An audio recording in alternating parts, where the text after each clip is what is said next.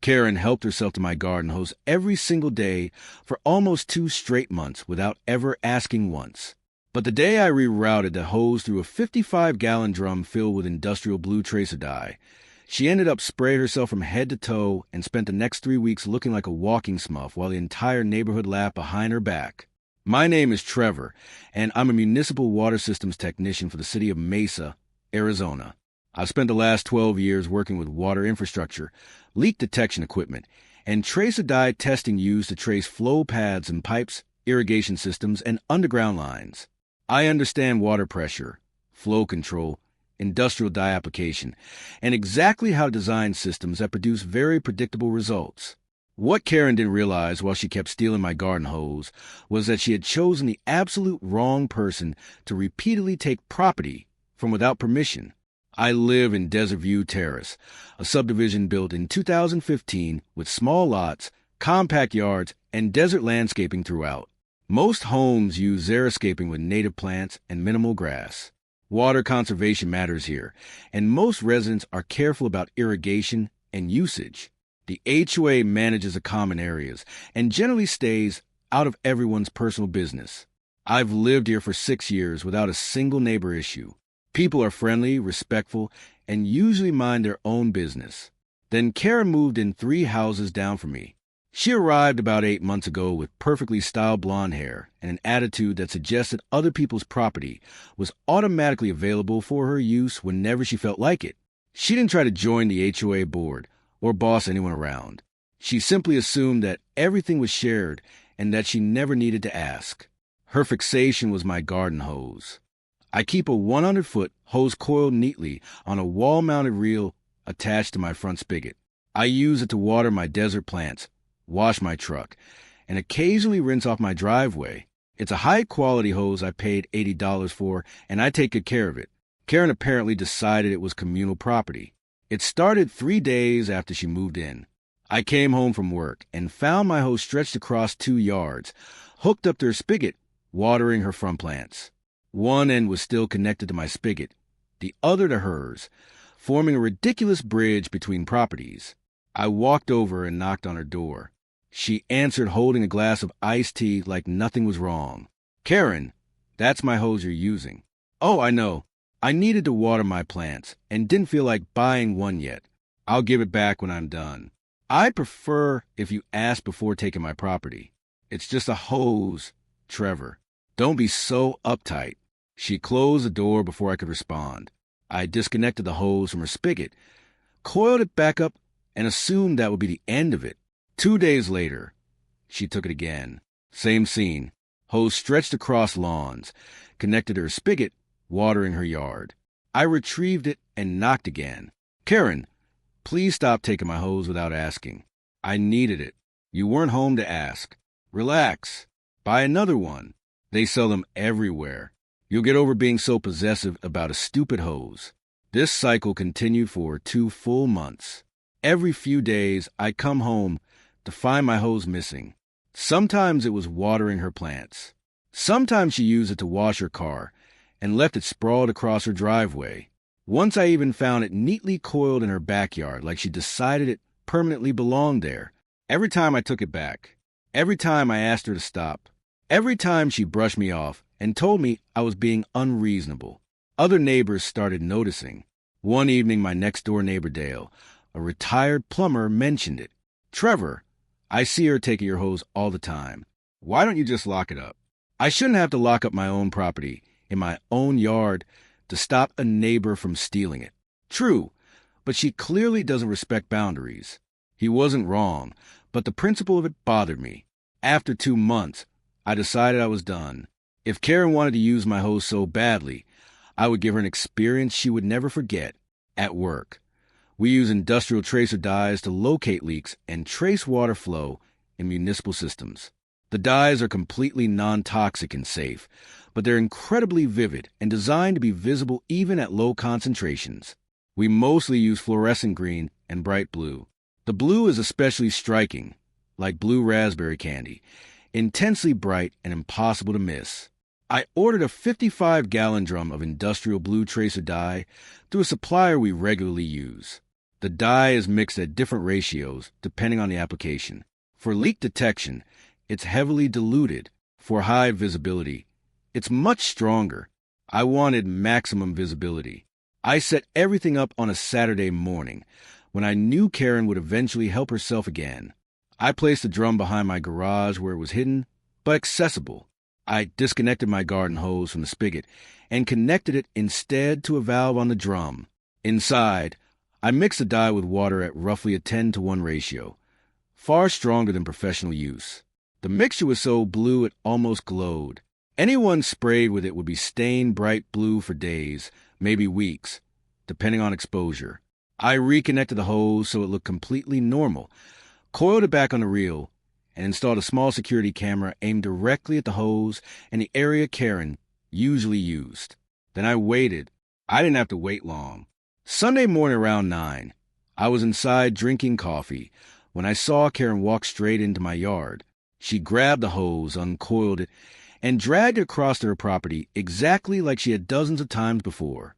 She connected it to her spigot, which did nothing since it wasn't connected to my water supply anymore, but she didn't notice that right away. I watched through my window.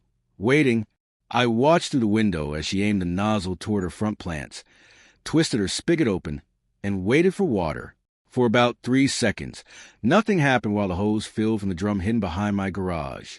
Then the pressure surged, and a blast of vivid blue liquid erupted from the nozzle. Karen was standing directly in front of it when it hit.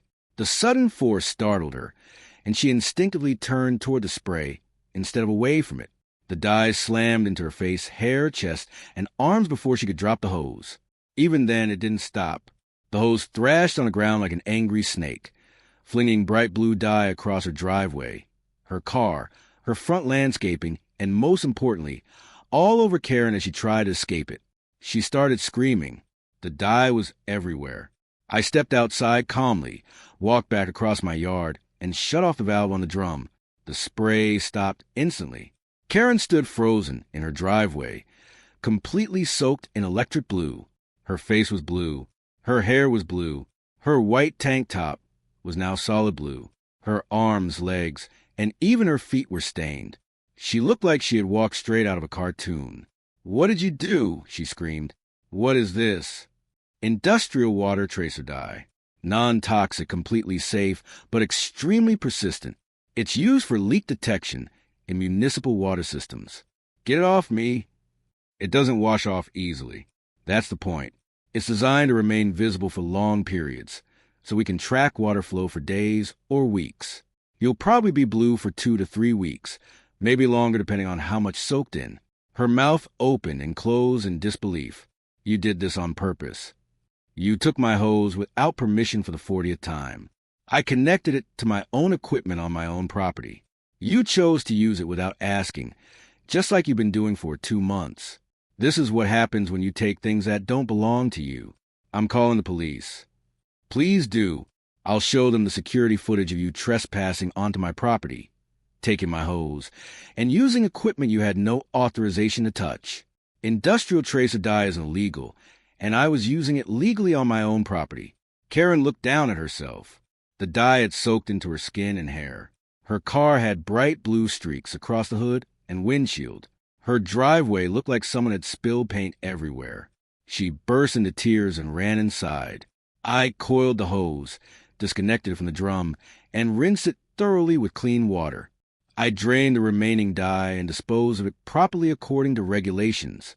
I saved the security footage showing Karen taking the hose and getting sprayed. She did call the police. About 30 minutes later, an officer arrived. He spoke with Karen first, then came to my door.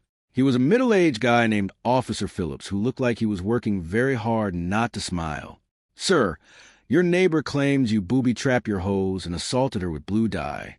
"I didn't booby-trap anything. I connected my own hose to my own equipment on my own property. She trespassed, took my property without permission, and used it without authorization. I have video of the entire incident. I showed him the footage. It clearly showed Karen enter my yard, taking the hose, dragging it to her property, and turning it on herself. Officer Phillips watched it twice. So she took your hose without permission and sprayed herself with dye from equipment on your property? Correct. She's been taking it for 2 months. I asked her repeatedly to stop. She refused. The dye is part of my work with the city water department. Is it dangerous? Not at all. It's EPA approved for drinking water systems. Completely non-toxic. Just very visible and long-lasting. He glanced at his notes. She wants to press assault charges. She assaulted herself. I never touched her or directed the spray. She did this entirely on her own. The officer nodded slowly. I'm going to explain to her that you didn't commit a crime. She trespassed and used your equipment without permission. The consequences are hers. He went back to her house. I watched from the window as he spoke to her on the porch. She was still bright blue and clearly furious. 10 minutes later, he left without filing a report. The neighborhood reaction was immediate. By Sunday afternoon, half the block knew. People walked past her house just to see if it was true. Kids slowed their bikes to stare. Someone posted a photo on the neighborhood Facebook page. Karen stayed inside for 2 days, but eventually she had to leave for work. When she did, she was still noticeably blue. Her face had faded slightly, but her hair, arms, and exposed skin were still bright. Dale came by Tuesday evening laughing so hard he could barely speak. Trevor, I saw her at the grocery store. She's still blue. A kid asked his mom if she was a smurf. Over the next 3 weeks, the color slowly faded. It took nearly a month for her to look normal again, and her hair kept a blue tint even longer. She never took my hose again. She never spoke to me, never even made eye contact. She bought her own hose within a week and avoided me completely. Neighbors thought it was the funniest thing they'd seen in years. Dale told me repeatedly it was the best solution to a property dispute he'd ever witnessed. For months later, Karen put her house on the market. I don't know if the incident was a reason, but I suspect being known as the woman who turned herself blue wasn't something she wanted long-term. A nice family bought the house. They introduced themselves, bought their own equipment, and never touched mine. I still have the drum, though I returned most of the dye. My boss laughed for 5 straight minutes when he heard the story. The hose is still on my reel, untouched. Sometimes I rewatch the footage, and it never fails to make me smile.